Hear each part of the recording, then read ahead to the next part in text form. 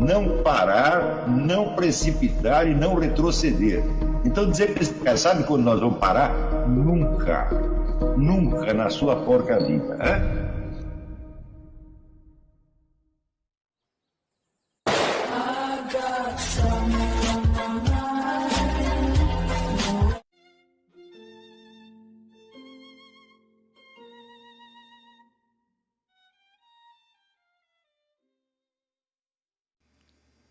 E aí pessoal, tranquilo? Então vem aqui antes do vídeo começar, pedir para vocês se inscreverem, quem não for inscrito, compartilhar, curtir, comentar. Quem puder seja membro do canal, que isso ajuda bastante. Tem também o link do Apoia-se. Quem puder ajudar nosso canal e apoiar financeiramente vai ser muito bem-vindo. Mas o mais importante é transmitir o conteúdo e os conhecimentos do professor Olavo de Carvalho para mais e mais brasileiros. Então compartilhe e ajude aí nossa causa. Muito obrigado a todos os membros, apoiadores do canal. Fico muito feliz. Tenho certeza que a gente está no caminho certo. Então fiquem com o vídeo e até mais. Valeu! Viajando pelo mundo, você observa que em nenhum país a distância entre a linguagem formal, vamos dizer, de um discurso, de um livro, de um tratado científico, é tão distante da língua corrente como no Brasil. São praticamente duas línguas. Se você escrever na língua que o povão fala, ninguém entende. E mais ainda, isso é uma língua de curta duração. Porque você tem os elementos de gíria, tem as construções improvisadas, que dentro de 2 anos as pessoas não conhecem mais. Por exemplo, vocês experimentem pegar um exemplar do Pasquim, o jornal Pasquim, que nos anos 70 era, vamos dizer, a língua da juventude carioca. O Pasquim hoje se tornou incompreensível. É mais fácil você ler Camilo Castelo Branco do que ler o Pasquim, porque aquela língua toda se perdeu. Quer dizer, a língua popular se transforma muito rapidamente. E não há um tempo de estabilizá-la na literatura. Então, resultado, a linguagem formal e a linguagem informal vão se distanciando, ao ponto que a possibilidade de educar pessoas, quer dizer, partindo da linguagem informal delas e trazendo-as para a língua formal, é quase impossível. Não há mais nada o que fazer isso. Outro dia um sujeito me escreveu uma carta dizendo, olha, gosto muito dos seus artigos, mas o fato é que para a juventude eles se tornaram incompreensíveis. Porque você usa palavras como silogismo, verossímil, né? E eles não sabem o que são essas coisas. Eu digo, mas como? Pessoas de 20 anos, universitários, não sabem o que quer dizer a palavra verossímil? Não, de fato não sabem. Né?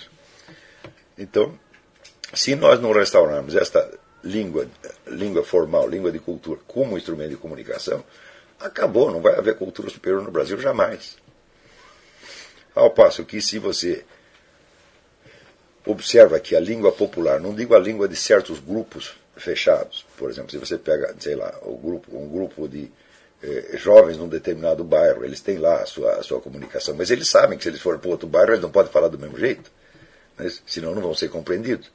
Mas no Brasil a pessoa não tem esta noção. Cada um acha que a língua do seu local é a língua universal. Então cai exatamente na definição do provinciano. O provinciano, já dizia, Ortega y Gasset é o sujeito que acha que o mundo é igual à sua província. Quer dizer, ele não sabe que existe. Provinciano é o sujeito que não sabe que existem outras províncias.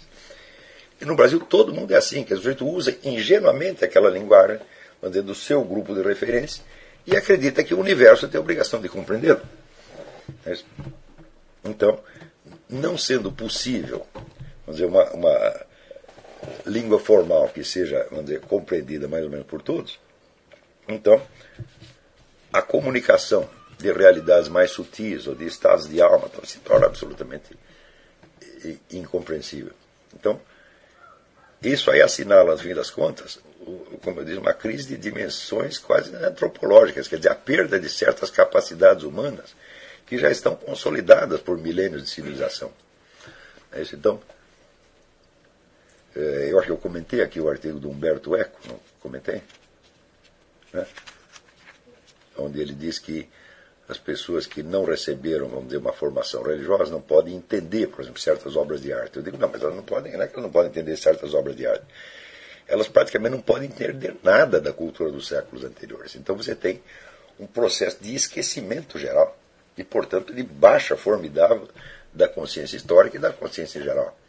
No Brasil, isso aconteceu, vamos dizer, com muito mais profundidade e com enorme rapidez.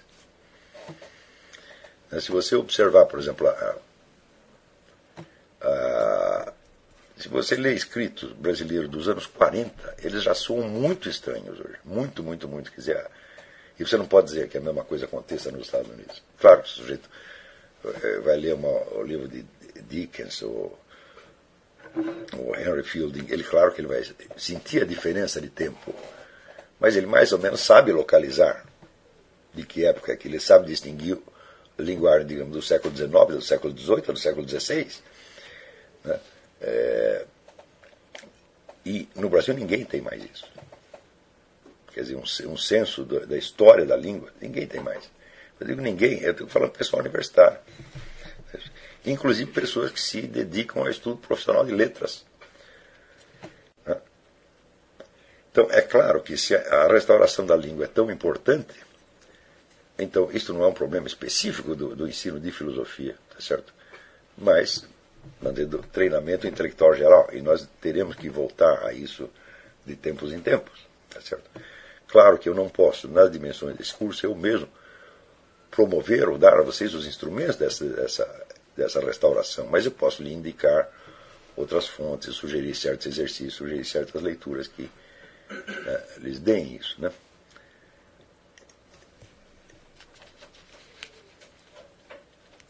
Então, agora, voltando ao que é o nosso tema específico deste ano, esse primeiro ano foi dedicado a duas coisas. Primeiro, a lhe passar certas técnicas da vida intelectual em geral. Não técnicas do estudo da filosofia, mas técnicas de melhoramento da sua inteligência e de integração da sua consciência. Né? E, em segundo lugar, fazer uma série de considerações sobre o aspecto, vamos dizer, existencial da vida intelectual. Quer dizer, o que é o exercício da vida intelectual nas condições da sociedade brasileira e mundial hoje em dia. Tá certo? E, nesse sentido, eu tenho observado, e vou reiterar aqui novamente, que o principal obstáculo, vamos dizer, não só ao aprendizado da filosofia, mas a todo o progresso intelectual pessoal, não é um obstáculo de ordem intelectual, tá certo? Mas de ordem psicológica e moral. E se a pessoa não tem, vamos dizer, a estrutura de caráter necessária para essas atividades, por mais que ela estude, não vai adiantar.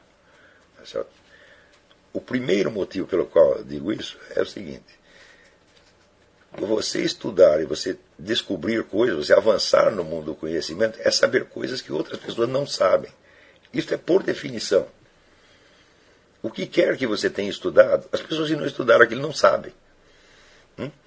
E, não só nesse curso, mas qualquer curso de filosofia, qualquer curso de ciência em alto nível, você vai adquirir conhecimentos que, para a totalidade das pessoas do meio que você frequenta, são absolutamente inacessíveis. Ora, saber o que os outros não sabem modifica completamente o teor das suas relações com eles. Não é isso? Então, sempre lembrar o negócio do William Hazlitt, as desvantagens da superioridade intelectual. A primeira desvantagem é que as pessoas não te compreendem como compreenderiam alguém do nível delas. Tá certo? Muitas vezes eu reparo que alguns alunos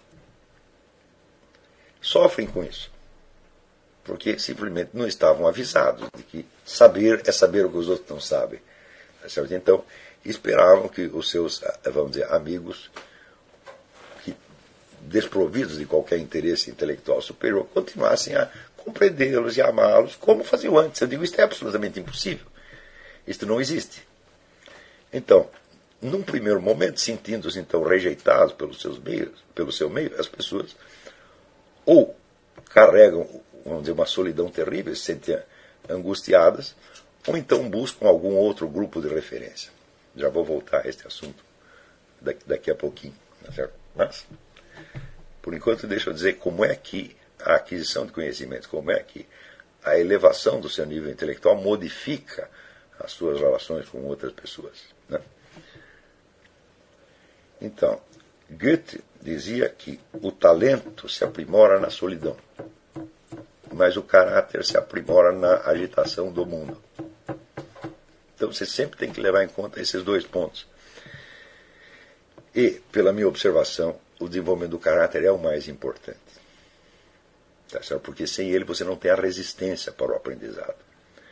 Quando você começa a aprender coisas, a ler coisas, vamos dizer que a sua própria personalidade não está suficientemente sólida para aguentar, você vira uma espécie de monstro de duas cabeças.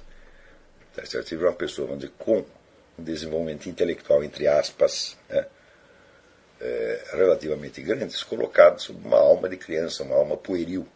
Então, é claro que a alma pueril não entende as implicações daquilo que ela mesma está sabendo. Então, é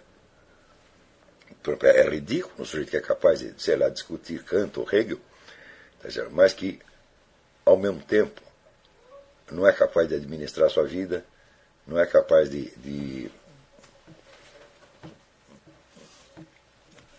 se relacionar com as pessoas de uma maneira adulta.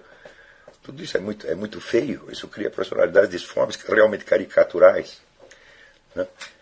E, infelizmente, no Brasil, como a atividade intelectual é precária, é incipiente,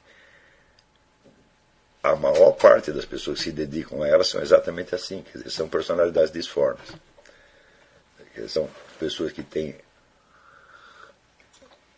vamos dizer, um certo conteúdo de leitura, certa capacidade de raciocínio verbal, mas que não têm estofo suficiente para arcar com a responsabilidade daquele conhecimento. Então, evidentemente, viram caricaturas. Tá certo? Como essa caricatura é o que predomina em certos meios, sobretudo a universidade, é ela que dará a projeção social da ideia de intelectual no Brasil. Tá certo? Então, e é evidente que nós não podemos nos deixar guiar por essa caricatura. Não é isso que nós queremos ser quando crescemos, né?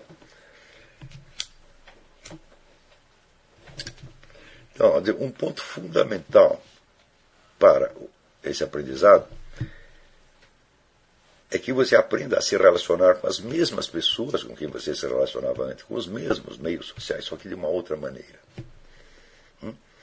Antes você era um igual, as pessoas gostavam de você porque sentiam que você tinha os mesmos objetivos, os mesmos valores, a mesma linguagem, as mesmas preocupações, as mesmas emoções, etc. Então havia aquela identificação fácil de um primeiro momento. Mas a partir da hora que você começa a ter outros conteúdos e outras preocupações que eles não compreendem, você já está no meio destas pessoas como alguém que está investido de uma responsabilidade para com eles. Então, regra número 1. Essa pessoa não tem nenhuma obrigação de compreender você. Você é que tem a obrigação de compreendê-las. Isto é absolutamente fundamental. Né? Não espere compreensão. Dê compreensão. Compreensão significa paciência com a burrice alheia, né? E, ao mesmo tempo, nenhuma cumplicidade com a burrice alheia. Se as pessoas não te compreendem, bom, você as compreende. Então, você está colocado como se fosse um pai perante seus filhos, ou como se fosse um psiquiatra perante os seus louquinhos, ou um professor perante os seus alunos de primeiro ano primário. As pessoas estão se tornando crianças em relação a você. Se você não assume esta diferença de nível de consciência, agora você não amadurece. Tá certo? Quer dizer, uma das características do homem maduro é precisar de pouca afeição e pouca compreensão, e ser capaz de dar muita. Ao contrário, quando você é criancinha ou adolescente, né, você oferece pouca compreensão, mas você precisa de muita. Você precisa de muita afeição, você precisa se sentir aceito. Por quê? Porque você ainda não tem solidez. Você está como, vamos dizer, uma massa amorfa, né, incerta, feita de geleia, que precisa a todo momento ser solidificada por algum fator externo. Né? Então, alquimicamente é o mercúrio e o enxofre. Quer dizer, o mercúrio é a substância móvel, né, móvel, incerta, instável, que precisa que venha, então, o enxofre e o solidifique. Então, em alquimia é o mercúrio, o enxofre e o sal. Quer dizer, o sal vai ser o cristal, a forma final. Né? Então, esta força solidificante que lhe dá, ao mesmo tempo, uma forma reconhecível e lhe dá o senso de segurança, uma criança ou um adolescente, ela busca isto sempre fora dela. Por exemplo, a autoridade dos pais, confirma a criança no que ela está fazendo, né? Eu reparei que quando meus filhos, quando pequenos, frequentemente eles pediam autorização para fazer coisas que eles já estavam careca de saber que estavam autorizados. Por exemplo, posso pegar um doce na geladeira? Então, 1000 vezes eles perguntavam, 1000 vezes, falavam, pode. Posso ir no banheiro? Claro que pode. Tá certo? Posso brincar disso? Pode brincar disso. Por que eles faziam essa pergunta? Porque ele fazia aquilo com a autorização do pai, dava um certo sentido de importância. Após que ele simplesmente fazer, é uma coisa meramente empírica, né, sem nenhum significado maior. Então, o pai, de certa maneira, dava um mandato, né, o investia do mandato, que autorizava a ir no banheiro, e ir no banheiro tornava-se uma coisa, né, importante e até meritória. Né? Então, quando a gente é pequenininho, a gente precisa dessas confirmações. Por quê? Porque nós não temos uma personalidade estruturada. Nós somos realmente uma massa amorfa, que qualquer vento modifica. Tá certo? Então nós somos como uma geleia que está sempre tremendo. E precisa vir alguém e nos apertar para que a gente adquira uma forma. Só que nas condições da sociedade atual, especialmente no Brasil, as pessoas permanecem nesse estado por muito tempo. É o que se chama adolescência prolongada. Né? Um fenômeno estudado por aquele sociólogo sueco, o Erik Erikson, né? Adolescência prolongada. A adolescência prolongada pode ir até os 50 anos.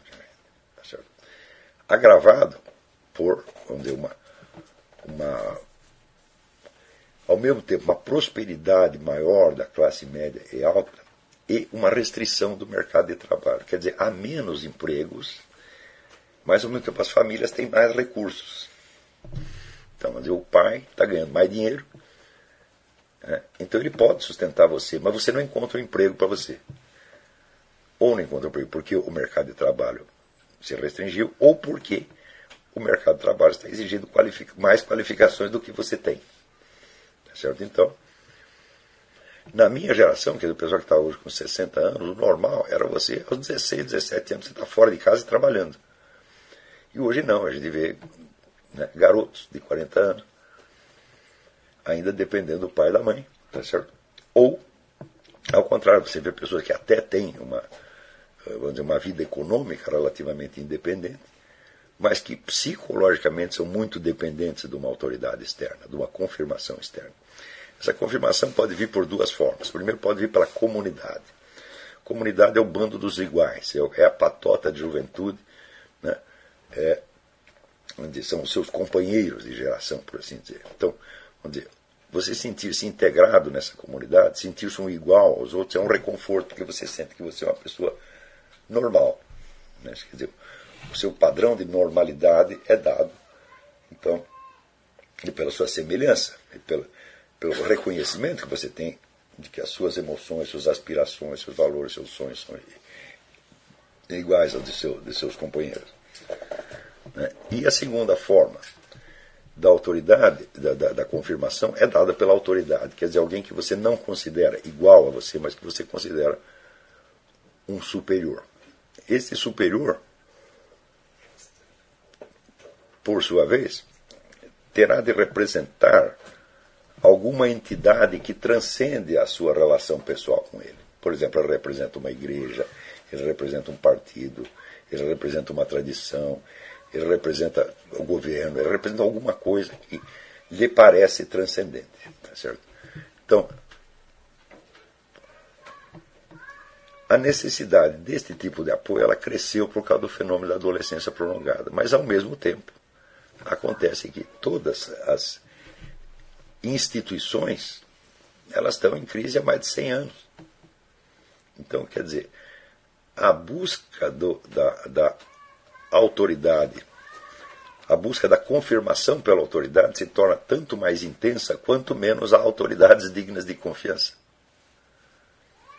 Por exemplo, se você observar o que se passa nas religiões hoje em dia, né, e olha, eu tenho estudado isso há bastante tempo, você vê, por exemplo, veja o que se passa com o judaísmo. Você leu no livro do rabino Marvin Antelman, To Eliminate the Opiates, ele mostra que uma crise interna do judaísmo remonta ao começo do século XIX, justamente no instante em que os judeus começaram a ser mais aceitos na sociedade europeia. Então, eles começaram a ter representação no parlamento, começaram a ter acesso aos cargos universitários, etc., quando antes viviam mais separados no gueto. Né? Então, dentro do gueto imperava a autoridade do rabino. Né? Quer dizer, havia uma justiça, vamos dizer, dos leigos em volta, havia uma justiça interna, um sistema de justiça, uma autoridade interna dentro do gueto. E a autoridade do rabino era incontestável, dentro dos limites do gueto. Tá certo? A partir da hora que se abriram as portas do gueto e os caras começaram a participar da sociedade maior, o que aconteceu? A autoridade do rabino caiu. Então você tem aqui, o rabino diz uma coisa, mas o juiz leigo diz outra coisa, por uma mera questão de subsistência, sobrevivência. Você vai aceitar, vamos dizer, a sentença do juiz. Na medida que cai a autoridade do rabino, cai, vamos dizer, se dissolve a identidade do grupo judaico. Então é como se você dissesse assim, agora cada judeu individualmente, ele tem mais margem de ação na sociedade, mas a comunidade perdeu força. Perde força e perde identidade, tá certo? Então o resultado é, vamos dizer que, hoje em dia, vamos dizer, para o judeu médio, o rabino da comunidade dele é um sujeito que não tem mais autoridade do que o padre da esquina, do que o pastor protestante, ou do que o guru hinduísta, entendeu? Ou o homem da Seijonoye, entendeu? Então, vocês viram, por exemplo, os filmes do Woody Allen, que é um judeu de origem. Tem um filme dele que é um personagem que experimenta todas as religiões, ele está procurando uma religião que sirva para ele, entendeu? Então, é claro que ele foi desprovido da proteção espiritual e psicológica da comunidade judaica. Ele está solto no mundo agora, tá certo? E